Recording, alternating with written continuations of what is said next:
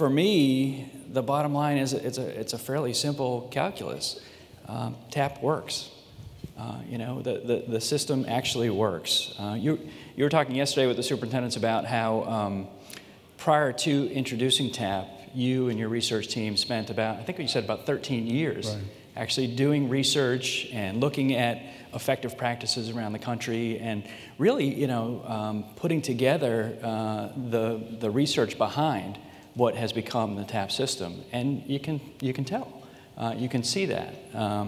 You know, I think what we find when we look at the system in Knoxville, certainly the instructional rubric is just an outstanding research-based blueprint for what great teaching looks like.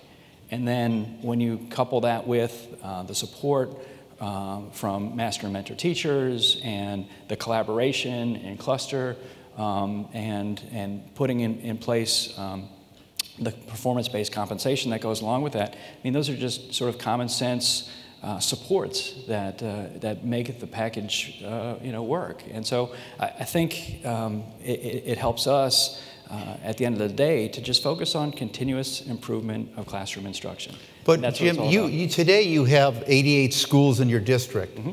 And how many schools are TAP schools? 18. 18.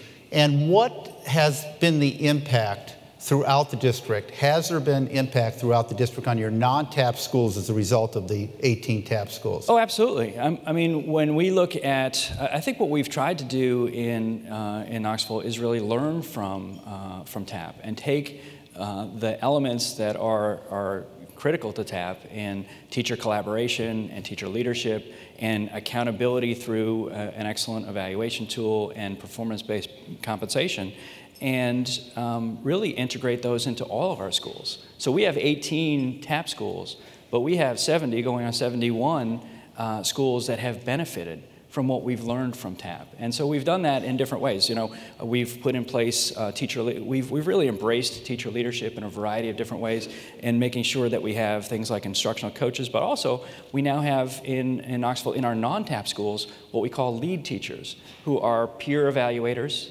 They are not unlike, I sort of think of them as mentor teachers. They're not quite, you know, they still have classroom responsibilities and things of that nature, but you know, they are doing observations. They're part of the evaluation process. So we've embraced that. We certainly have embraced the notion of teacher collaboration and professional learning communities. It's not as intensive, it's not as robust as the support and collaboration that you have in our TAP schools, but we're learning a lot from what's happening in our classrooms, our TAP schools, and trying to integrate that across. And now we also have, of course, in the state of Tennessee, the instructional rubric is now the default evaluation instrument for all of the state of Tennessee. And we along with Gary and some other folks, lobbied hard for that. We thought it was the right thing to do. So we now have that, the instructional rubric, in all of our Knox County schools. And we also put in place a strategic compensation initiative. We call it APEX, which is, again, not quite as robust as the TAP incentives, but it is, you know, so we think those four elements are the right components for comprehensive school reform and improvement. And so we've taken what we've learned from TAP and what we continue to learn from TAP and have tried to integrate it across all of our schools in our school system.